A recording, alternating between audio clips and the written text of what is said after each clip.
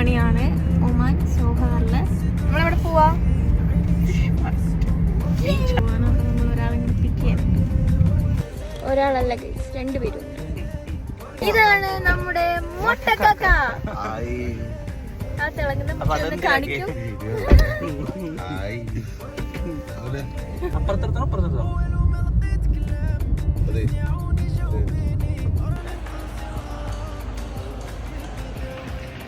നല്ല മണമുണ്ട്. നല്ല മണമുണ്ട്. ആ മണം, നല്ല മണം.